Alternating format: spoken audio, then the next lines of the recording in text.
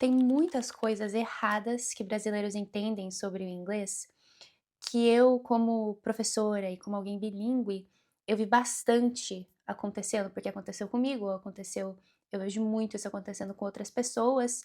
Então eu queria share quais que são essas coisas que meio que, vamos dizer, sabotam o seu inglês, ou coisas que você acredita sobre o inglês e fica tentando alcançar, mas não é realmente assim que funciona. E enfim, quando você começa a entender essas ideias erradas sobre inglês e como que você pode realmente avançar no seu inglês, o inglês deixa de ser um performance e começa a ser mais sobre a comunicação.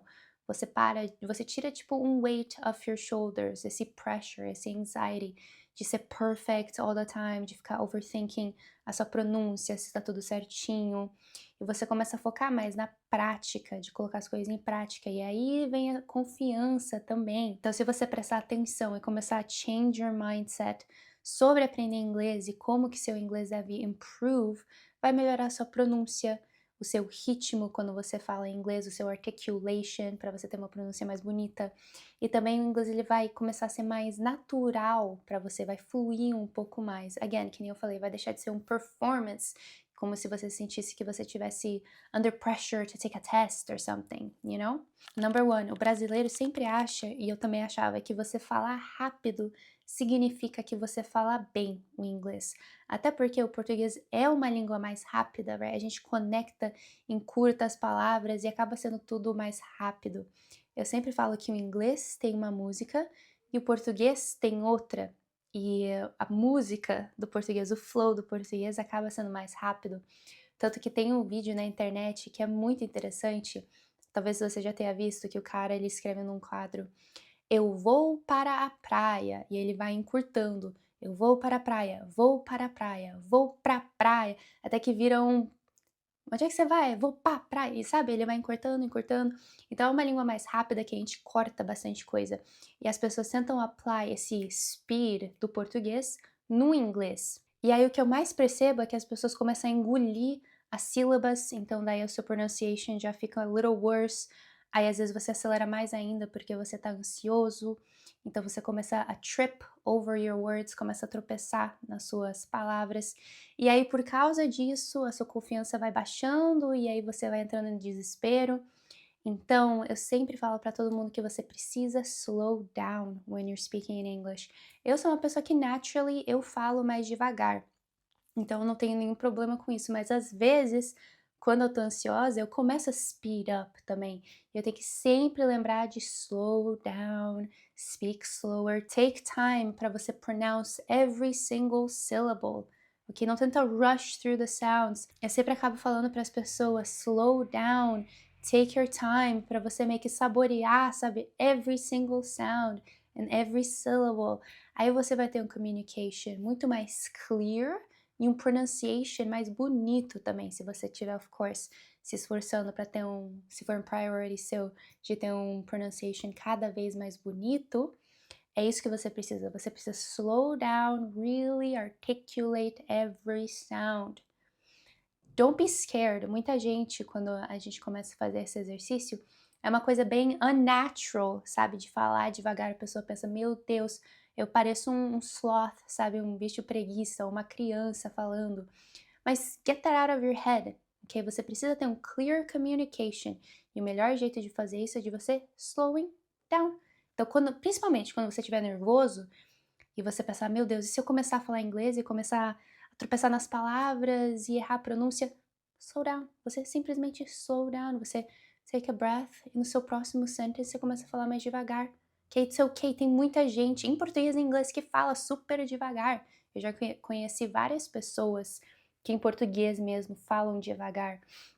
Então, it's nothing different. It's nothing crazy, ok? Slow down your words. Number two é que às vezes a gente acaba subestimando a articulação. Então vai meio junto com o meu primeiro point de você falar mais devagar, é de você dar priority, de você articulate bem, praticar o seu articulation. Talvez você já tenha percebido que o jeito que você fala em português e em inglês, os músculos que você usa, acabam sendo diferentes. O placement da sua língua também é diferente. Então, um jeito mais simples que eu conheço de você treinar isso, que talvez você já tenha feito, de você sentir mais qual que é os músculos que você usa quando você fala inglês, como é que é certinho o placement da sua língua, é você fazendo tongue twisters, que são trava-línguas em inglês, que se você for na internet pesquisar, vão aparecer vários para você tentar. Outras coisas que você pode fazer também é escutar músicas em inglês, prestar atenção no ritmo, na pronúncia das palavras, e aí repetir também.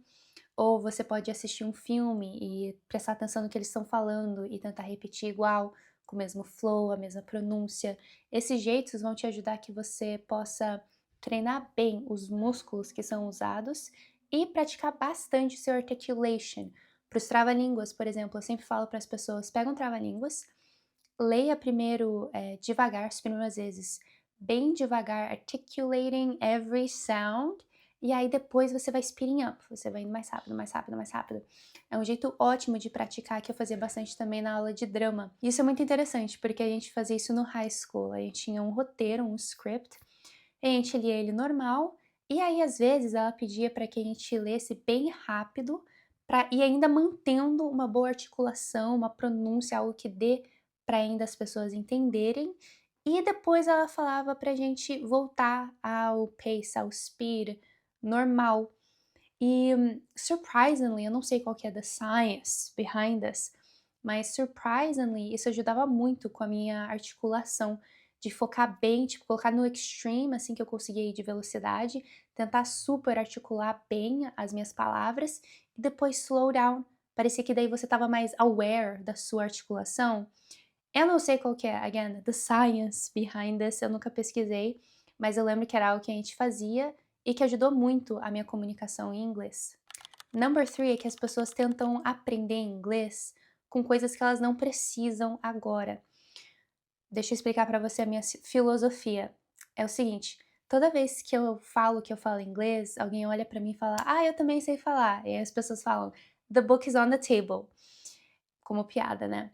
E aí isso me fez perceber como que, por exemplo, quando você começa a aprender inglês, você vai lá e você aprende as cores, falar my name is, ok.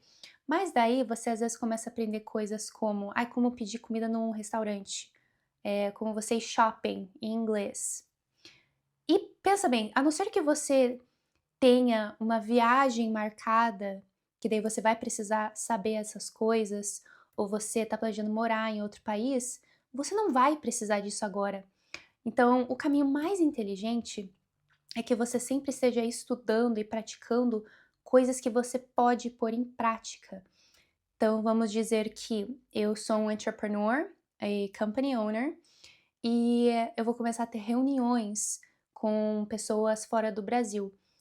Eu não vou ter nenhum tipo de benefício em ficar aprendendo roupas em inglês, as cores, eh, objetos da casa. Por enquanto, não é relevant for mim. Não tô falando que não é importante, eu tô falando que não é relevant. Por quê? Você precisa aprender primeiro as coisas que você já consegue pôr em prática, porque é assim que você lembra e você consegue colocar em uso. Então, se você vai começar a ter meetings em inglês no trabalho, é bom se você tem uma apresentação que você vai mostrar para os clientes, é bom você praticar aquilo, vocabulário naquilo, fazer talvez um small talk, sabe? Antes do meeting para você, ai, como é que eu set a good tone, sabe? Um environment bom. Eu posso fazer uma piadinha, eu posso fazer um small talk, ai, how's the weather, sabe? Alguma coisa assim.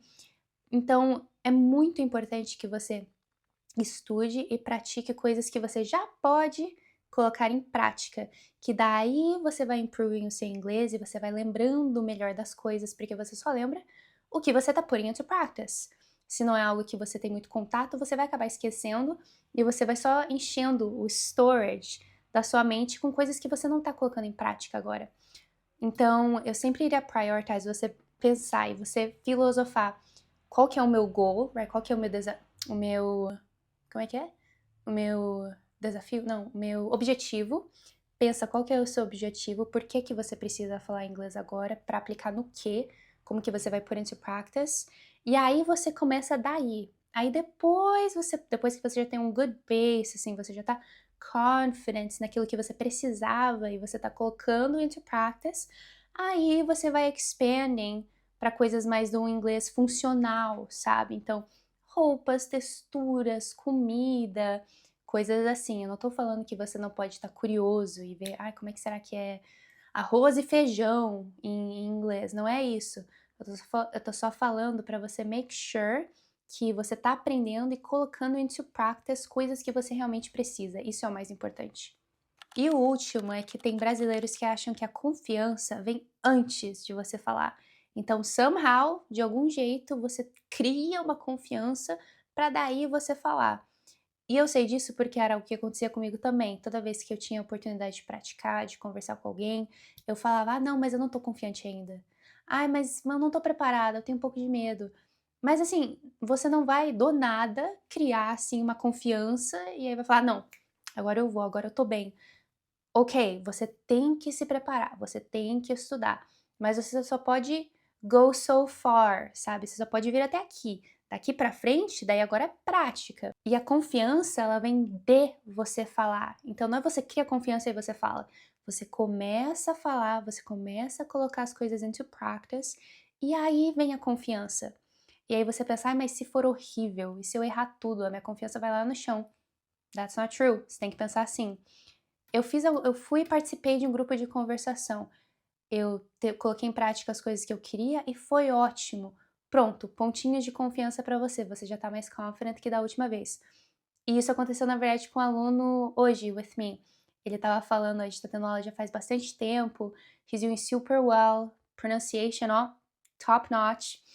E ele veio falar que ele estava tendo um café with his wife and his mother-in-law, e que tinha um couple do lado dele falando inglês, que não era de lá. E ele estava com o cachorro dele e o da couple estava com o cachorro deles, e aí ele viu a oportunidade de começar uma conversa. E foi a primeira vez desde que a gente começou a ter aulas, que ele teve essa oportunidade de ter contato com o English speaker, and he took it. Aí ele começou a fazer um small talk sobre os cachorros, ele falou que conseguiu entender bem esse couple, e o couple conseguiu entender ele conseguiu se comunicar muito bem. And it was such a victory! You know? Porque daí ele falou exatamente isso, ele falou: "Ai, me deu mais confiança in my conversation skills", porque daí você se pôs à prova e você pensou: "Ah, eu consigo, deu certo, eu consigo falar com as outras pessoas", então isso te dá confidence. E again, on the other hand, vamos dizer que daí foi horrível, ok? Vamos dizer que esse meu aluno ele tinha feito isso e, nossa, foi um desastre. Sabe como que você tem que pensar? Você tem que pensar assim: "Nossa, foi horrível, mas eu tô vivo. Eu tô inteiro, eu posso try again, eu aprendi alguma coisa nova", entendeu? Às vezes você se embananou e aí você para e analisa. O que que foi? Onde que foi que eu errei? Eu estava muito ansioso, aí eu não consegui prestar atenção, ou eu queria falar muito rápido e aí eu tropecei nas minhas palavras, ou talvez o sotaque daquelas pessoas era um British English, ou era um Indian English, então eu não conseguia entender direito. Então você pode analyze, assim, essa situação, aprender alguma coisa from it, e isso continua te dando confiança, porque again, você aprendeu alguma coisa e você sobreviveu, você tá inteiro. Então you can try again. Então, um jeito ou outro vai te dar confidence to keep going. Make sense? Então, make sure que você começa a mudar o seu mindset em relação ao inglês. Filosofa bem comigo nessas ideias, porque, que nem eu falei, é um padrão que eu vejo repeat over and over and over. And it's not your fault, ok? Eu também passei por essas coisas, mas a maioria, acho que todas elas, na verdade, ninguém me contou. Eu aprendi assim, sentindo na pele ou observando os outros. Então, eu já quero te ajudar desde já a você não tropeçar onde eu tropecei. And if you liked this video, make sure that you like it and that you subscribe to my YouTube channel for more. Let me know in the comments também o que você achou do vídeo, se você tem alguma pergunta, okay? And I'd be more than happy to help you out. And I'll see you in the next time.